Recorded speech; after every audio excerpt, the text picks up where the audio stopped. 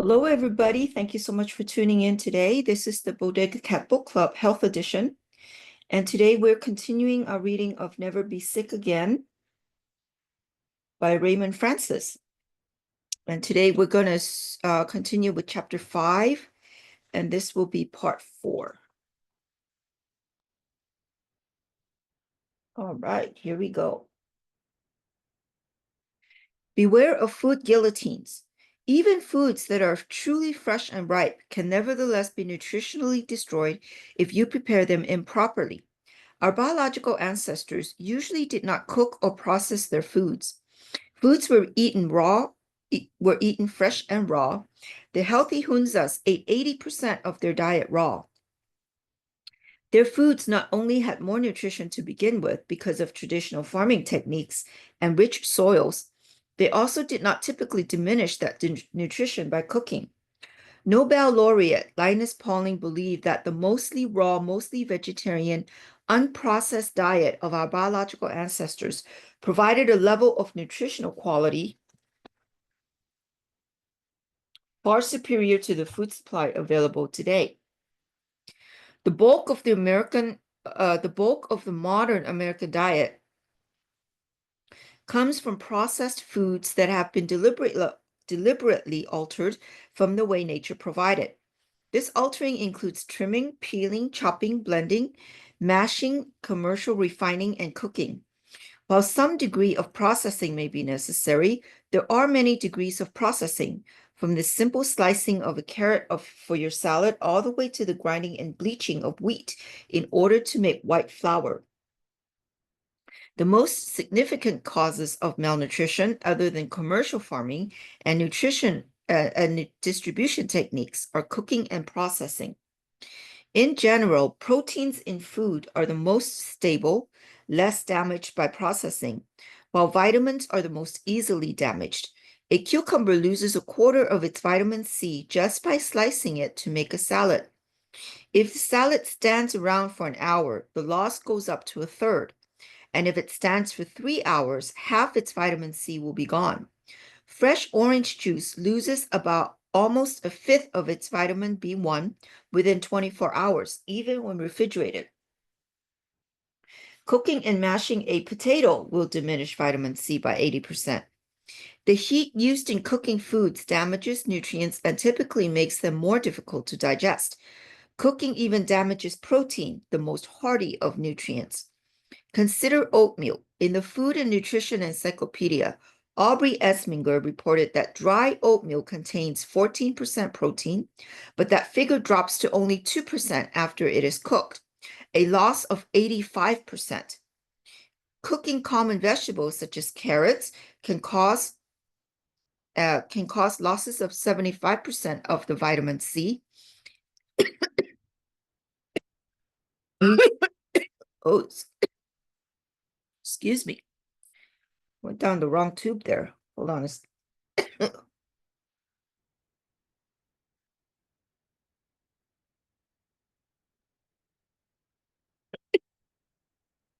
Oy, excuse me.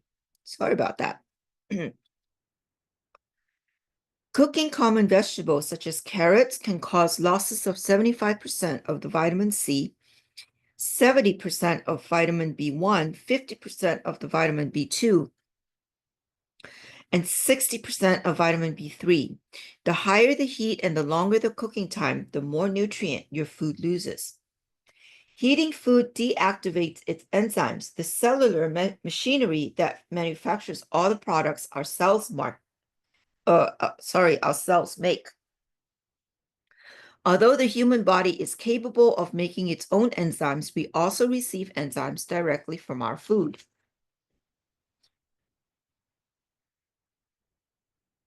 Cooking destroys these enzymes. Eating cooked food stresses the body, which must manufacture extra enzymes in order to digest food and compensate for enzymes lost in cooked foods. Excuse me. You can actually lose more nutrients than you gain. By eating cooked foods, you can actually lose more nutrients than you gain. Consuming sufficient enzymes is one reason that eating raw foods is so important. Cooked foods contribute to our epidemic of chronic disease. Although the health benefits of raw foods need emphasis, a few words of caution are important about raw animal products, such as eggs, meat, fish, and poultry. Even though nature intended us to eat raw foods, animal products included, today's hazards of bacterial, viral, and parasitic infections make raw animal foods dangerous. Also, raw animal foods must not touch other foods intended to be eaten raw.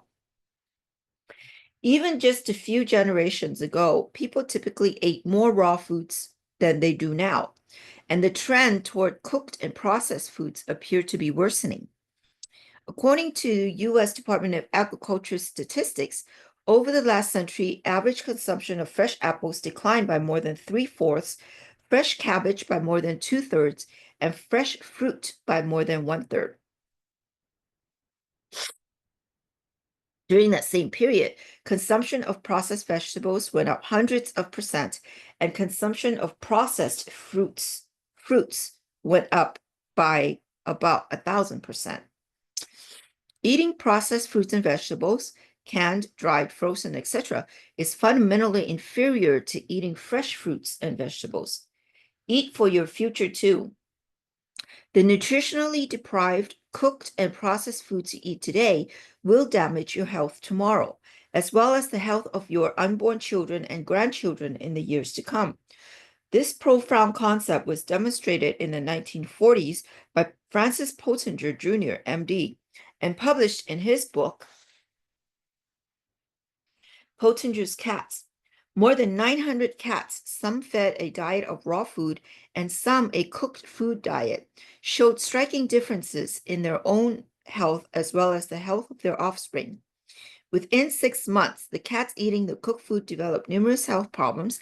Subsequent generations suffered infections, dental problems, vision problems, skin problems, allergies, arthritis, miscarriages, and behavioral changes, including nervousness, viciousness, and violent behavior.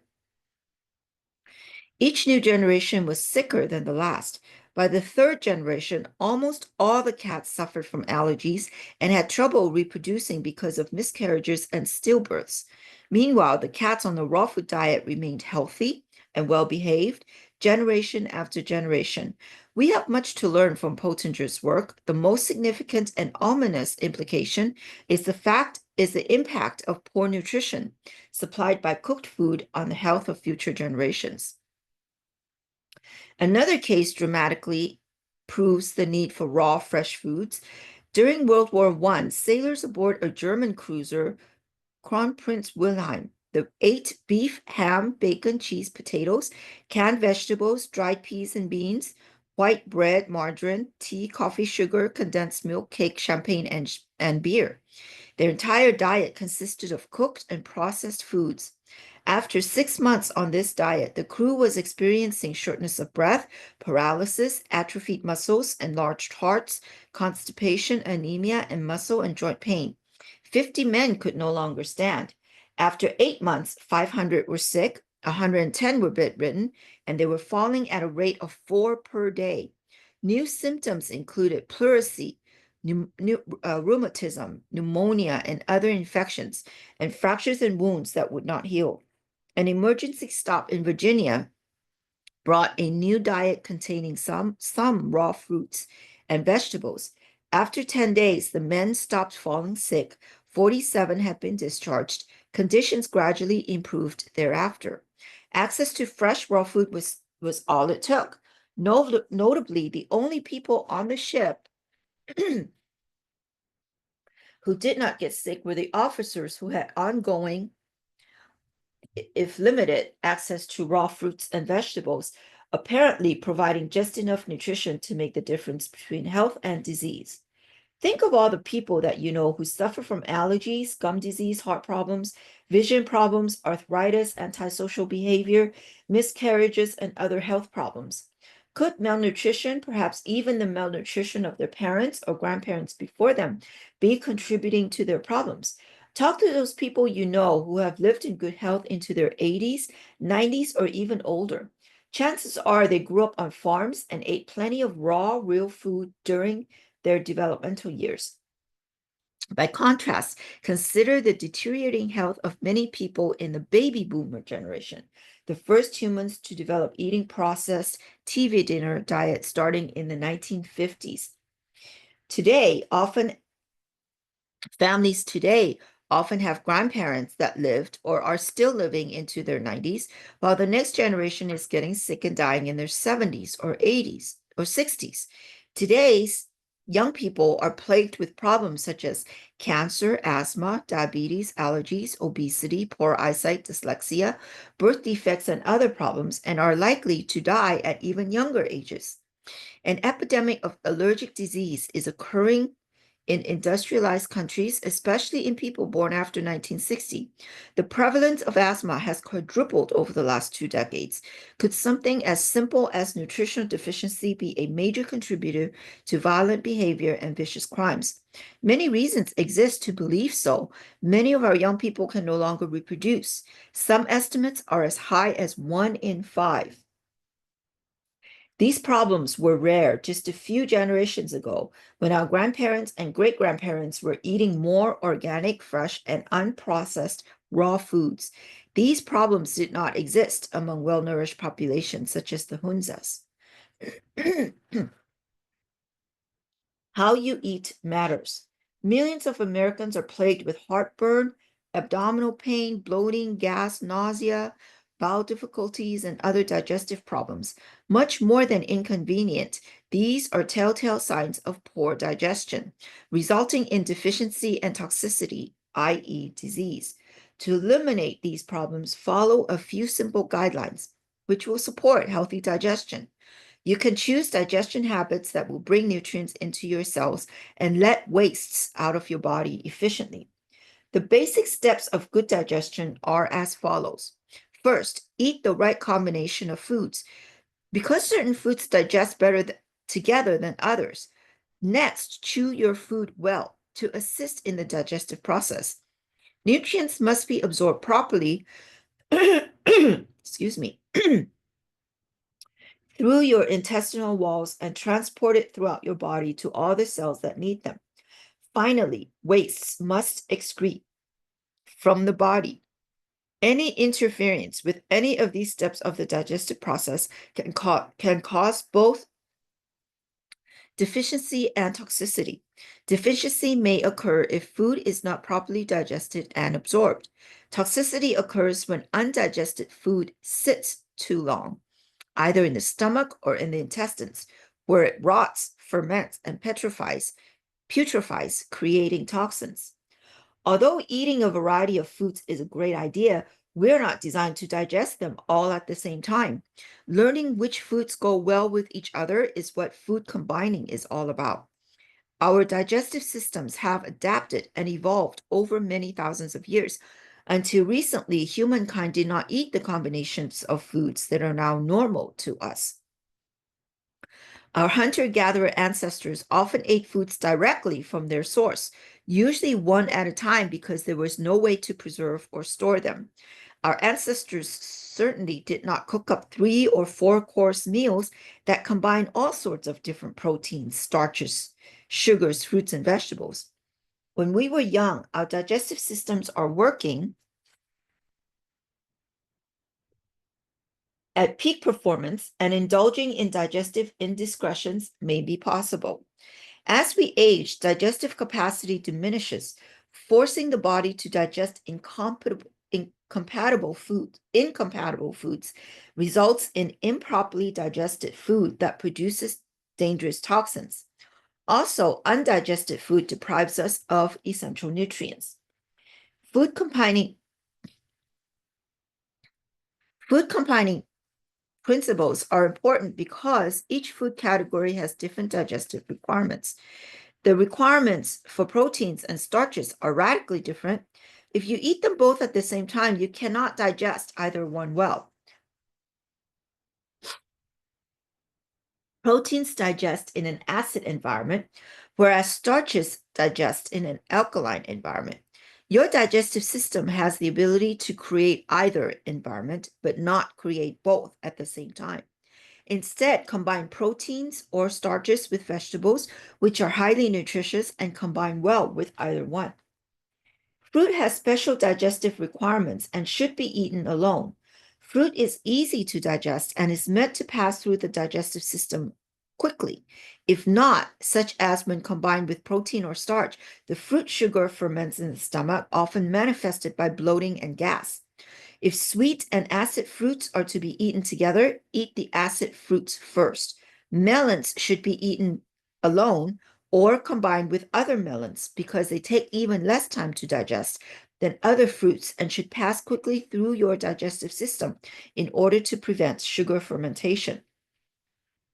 To learn about food combinations that work well together and those that do not, consider a few simple food categories: protein, starches, vegetables, and three kinds of fruits: sweet, acid, and melons. Remember these simple rules. Vegetables with protein, okay. Vegetables with starches, okay. No protein with starch. Avoid meat and potatoes, spaghettis and meatballs, fish and rice, etc. Oh, geez. Those are like the most common stuff, huh? Meat and potato, spaghetti and meatball. That's funny. Eat fruit alone. Acid fruits with nuts and seeds, okay. Acid fruits with sweet fruits, okay. Although acid fruits should be consumed first, eat melons alone except with other melons. Not certain which of your favorite foods fall into which categories? Here are examples. Proteins: eggs, meat, fish, fowl, nuts, seeds, avocado, coconut sprouts, and milk products. Starch: corn, wheat, barley, rice, buckwheat, millet, oats, dried peas and beans, potatoes, yams, squash, flour, which is pasta, bread, and pastries, sugar, candy, soft drinks, etc.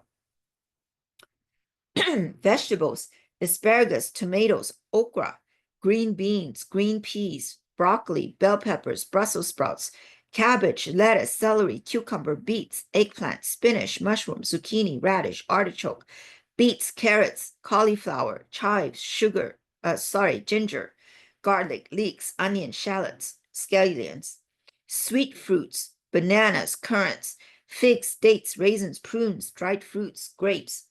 Acid fruits: lemons, oranges, grapefruits, other citrus fruits, kiwi, plum, pineapple, mango, papaya.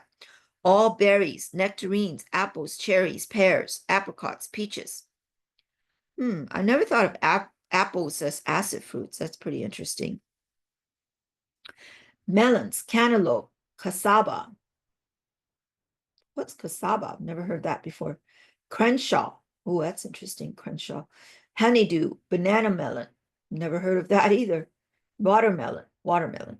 Many of our traditional meals are comprised of wrong combinations.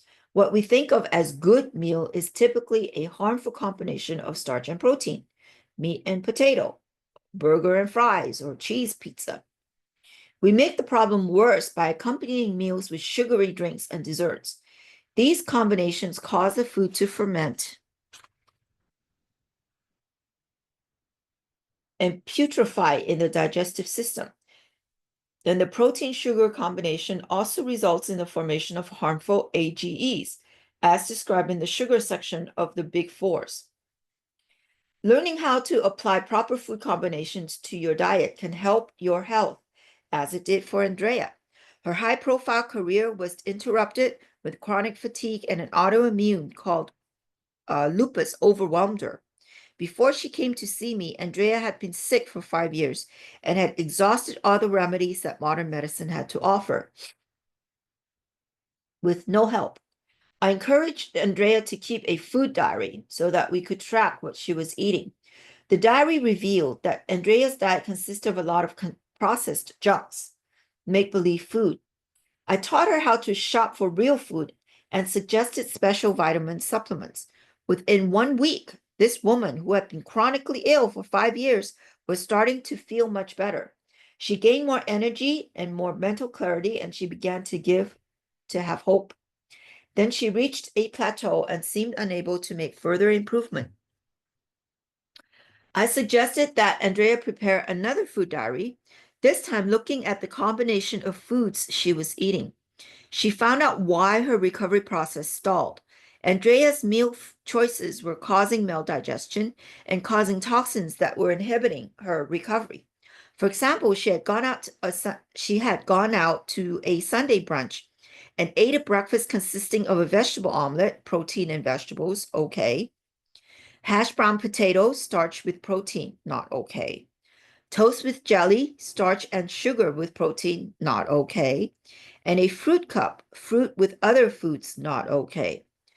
Combining egg protein with the starch of bread and potatoes was bad enough. The fermentation caused by combining that with sugar from fresh fruit and jelly made things worse.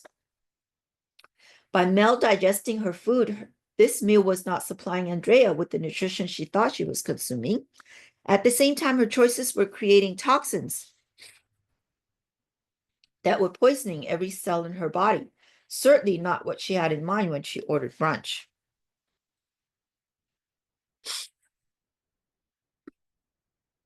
At another meal, Andrea had a sandwich made of organic whole wheat bread, organic turkey, and organic lettuce.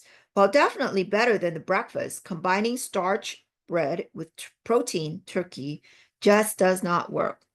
I knew how important it would be for her health if she had a good understanding of basic food combining rules. I taught her the simple rules of food combining. And vegetables with protein, okay. Vegetables with starch, okay.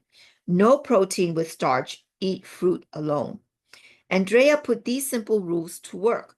Her health continued to improve, and she went into complete remission of all her chronic health problems, something she had been unable to do even with good food and supplements alone. Proper food combining was critical to this woman's wellness process, which is no surprise because improper food combining causes disease. And I can encourage people who are listening to not take this author's word for it. Do your own, be your own scientist, right? Take the simple rule here: vegetables with protein, okay. Vegetable with starch, okay. No protein with starch, and eat fruit alone. Just these 4 simple rules, and do a little food diary and see if it works. So anyways, that's my little challenge to all of you who are listening and reading along with us. It's all in the technique. When you eat cooked foods, eating something raw first is best. Cooked food appears to be so alien to the human system that it can provoke an immune response, as if you're being exposed to a virus. Scientist Udo Erasmus, author of Fats and Oils, wrote, when cooked or dead food is eaten, a defense reaction occurs in the tissues of the stomach and digestive tract. This reaction is similar to the reaction we find in infections and around tumors and involves the accumulation of white blood cells, swelling, and a fever-like increase in temperature of the stomach and intestinal tissues. As a result, we experience tiredness after the meal. The same reaction takes place when half the food is eaten raw, but the cooked part is eaten first. When the raw part of the food is eaten first, however, this reaction does not take place. Chewing your food is also important. The style that many people use is chomp, chomp, gulp, down the hatch. Lack of proper chewing can cause maldigestion and contribute to disease. Many of our modern foods are easy to gulp down, requiring little help from the teeth because of excessive cooking, processing, and fat content. By contrast, real foods, whole foods, and especially raw foods, tend to have more texture and fiber and require more chewing. You know, that's true. I cooked a minestrone soup last night. I found a minestrone recipe and I did it last night. And it does take a while to finish this a bowl of soup because of all the vegetables that's in there, and it takes a while to chew. And I was full. I had that soup about, I think, 3 or 4 in the afternoon, maybe 5, I don't remember. And that was it. I didn't need to eat after that. I didn't eat until like almost 10 this morning. Anyways, if you want good nutrition to support good health, you need to eat real food and you need to chew it well. First, your teeth physically mash food into small particles. Then your saliva combines enzymes with food as it is being chewed and helps to break down and digest it. The purpose of chewing is not simply to break the food into small enough chunks to swallow, although many people eat this way. The purpose of chewing is to assist the digestive process by grinding your food into small particles and coating them thoroughly with the digestive enzymes in your saliva. There is an old saying, drink what you eat and eat what you drink.